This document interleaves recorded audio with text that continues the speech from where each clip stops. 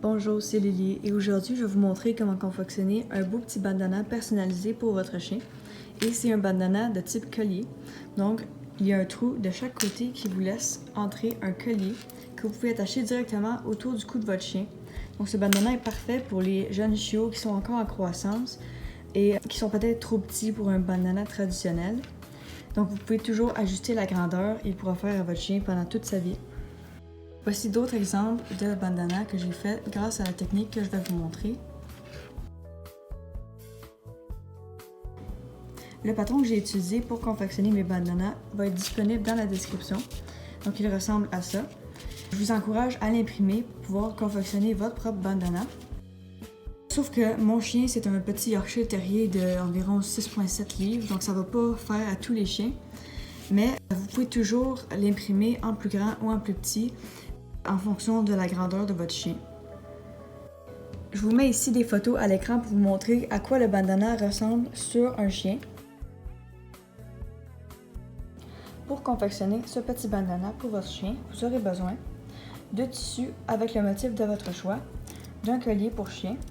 Vous pouvez utiliser le collier habituel de votre chien ou aussi vous pourriez utiliser un collier qui va seulement servir pour attacher le bandana autour du cou de votre chien. Ça, c'est ça que moi je fais. Vous aurez aussi besoin de fils qui s'agencent bien avec votre tissu.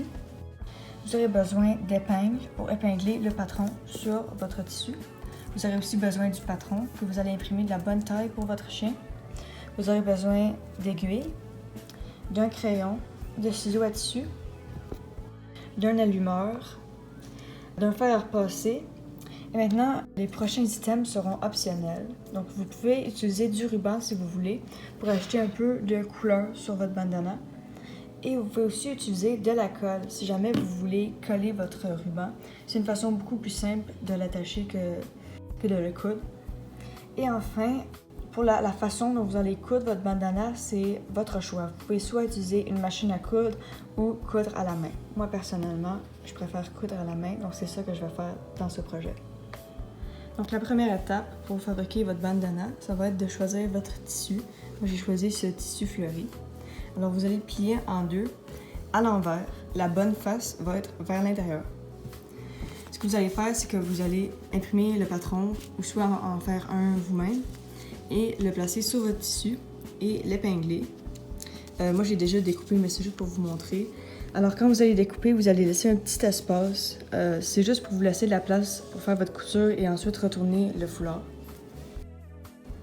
La raison pour laquelle c'est important de plier votre tissu en deux, c'est que ça vous fait sauver du temps parce que vous pouvez découper vos deux morceaux de tissu en même temps.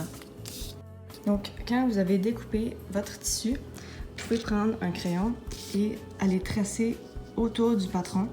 Comme ça va vous indiquer où coudre pour que ce soit en ligne droite.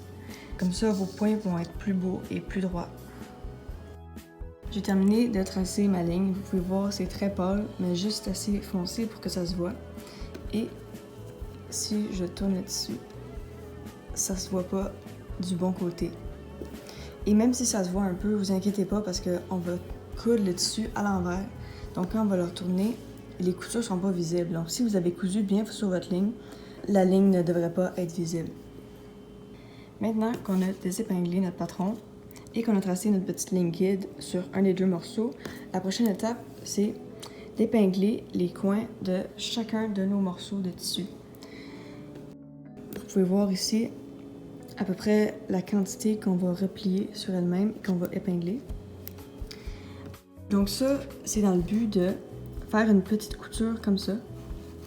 Parce qu'on veut laisser un trou de chaque côté pour laisser passer le collier qui va attacher le foulard autour du cou du chien. Donc quand vous avez épinglé vos 4 côtés, c'est important d'aller placer les deux morceaux de tissu l'un par-dessus l'autre, d'aller comparer chaque côté pour voir si le tissu est environ épinglé pour que ce soit de la même longueur. Parce que quand on va les mettre ensemble, si c'est pas de la même longueur, ça pourrait se voir et ça va pas faire un beau résultat. Donc assurez-vous de placer le tissu face contre face, les bons côtés ensemble, et d'aller vérifier vos deux côtés pour voir si c'est à peu près de la même longueur.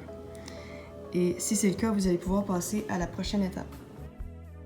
Quand vous avez terminé d'épingler votre tissu, vous pouvez commencer à faire vos coutures. Alors il va falloir choisir une couleur de fil qui est appropriée selon le tissu que vous avez choisi. Moi j'ai choisi un tissu couleur crème, mais ça ne veut pas dire que vous allez avoir la même couleur, ça va dépendre du tissu que vous avez choisi. Donc vous allez commencer votre couture en haut ici, et vous allez faire une ligne droite jusqu'en bas. Essayez de ne pas faire votre ligne trop loin du bord, parce que on veut que le bord ici soit cousu pour pas que ça bouge. Et aussi essayez de faire votre couture à peu près à la même distance des deux côtés pour avoir un meilleur résultat. Quand vous avez terminé de coudre les 4 coins de vos 2 morceaux de tissu, la prochaine étape, ça va être de mettre vos 2 morceaux face contre face. Donc ça veut dire que les bons côtés vont être face l'un à l'autre. Alors, ce que vous allez faire, c'est que vous allez coudre votre ligne supérieure, juste ici que vous avez tracée.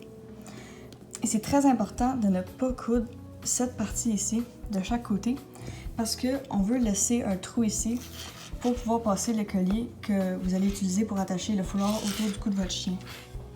Donc on va commencer par seulement coudre cette partie supérieure ici. Pour vous faciliter la tâche pendant votre couture, je vous suggère encore d'épingler vos 2 morceaux ensemble. Comme ça, ça ne va pas bouger pendant que vous faites vos points. Et aussi, je vais utiliser la même couleur de fil que je vais utiliser juste ici sur chacun des 4 coins. J'ai terminé de faire ma couture en haut ici.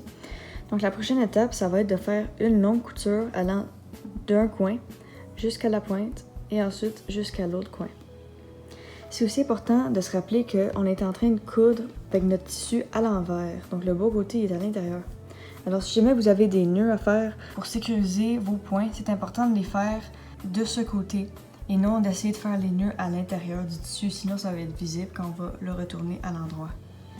J'ai terminé ma couture et la prochaine étape, ça va être de retourner le foulard du bon côté à travers un des 2 trous.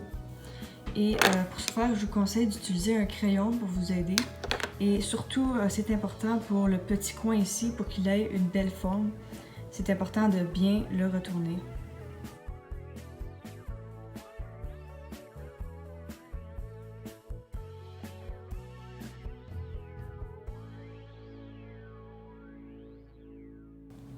Comme vous pouvez le voir, j'ai terminé de retourner mon foulard. Et maintenant, ce qu'on va faire, c'est qu'on va utiliser un fer à repasser pour l'aplatir. Parce qu'en ce moment, il y a une forme très bombée et on veut qu'il soit bien plat. Et ça va aussi aider à donner une meilleure forme à sa pointe qui a l'air un peu ronde en ce moment. Maintenant, mon foulard est bien aplati grâce au fer à repasser. Vous pouvez voir, il est beaucoup plus plat, il a une meilleure forme. Donc maintenant, la prochaine étape, c'est optionnel, mais si jamais vous voulez, vous pouvez ajouter un petit ruban sur la bordure inférieure pour ajouter un peu de couleur. Et la couleur du ruban, elle dépend de vous, c'est votre choix. Vous pouvez essayer de trouver une couleur qui s'agence bien avec le tissu de votre foulard. Moi, j'ai choisi un petit ruban Bourgogne avec des petits motifs. Aussi, la manière dont vous allez attacher le ruban, ça c'est complètement votre choix. Vous pouvez décider de le coudre ou utiliser de la colle. Moi, je préfère utiliser de la colle. Alors, je vais utiliser ma colle à tissu Fabri-Tac pour bien coller mon ruban ici sur la bordure inférieure de mon foulard. Quand vous avez terminé de coller ou de coudre votre ruban et que vous avez coupé l'excédent, vous avez peut-être remarqué que certains types de rubans vont s'effilocher plus que d'autres. Alors, je vous recommande de brûler les bouts de chaque côté de votre ruban. Moi, je vais utiliser un allumeur à chandelle. Une chose qui est importante à noter quand vous utilisez un allumeur pour brûler votre ruban, c'est qu'il faut faire attention de ne pas brûler trop proche de votre foulard parce que vous pourriez accidentellement brûler une partie de votre foulard. Ça m'est déjà arrivé et ça fait que le tissu devient un peu brun. Donc il faut faire très attention à ça. Maintenant, j'ai terminé de brûler mon ruban de chaque côté. On peut voir qu'il est un peu plus foncé de chaque côté parce que c'est ces endroits-là que j'ai brûlés. Et j'ai aussi ajouté quelques petits points pour resserrer le ruban parce que le ruban que j'ai utilisé a tendance à beaucoup s'effilocher, comme on peut voir ici. Si jamais vous avez ce genre de problème, vous pouvez aussi ajouter quelques petits points pour venir le resserrer et s'assurer qu'il ne va pas se défaire pendant que votre chien va le porter. Ensuite, tout ce qu'il vous reste à faire, c'est de glisser un collier au travers du bandana et vous avez terminé. Mais si jamais vous utilisez de la colle comme moi, je vous suggère d'attendre au moins quelques heures pour laisser le temps à la colle de bien sécher. Premièrement, pour éviter que le ruban se décolle, mais aussi pour la sécurité de votre chien, parce qu'on ne voudrait pas qu'il essaie de lécher la colle encore humide et que ça lui cause des problèmes dans son estomac. Maintenant, vous savez comment fabriquer un petit bandana personnalisé pour votre chien. Si cette vidéo vous a plu, n'hésitez pas à laisser un petit pouce bleu et à vous abonner. Merci d'avoir regardé ma vidéo et à la prochaine.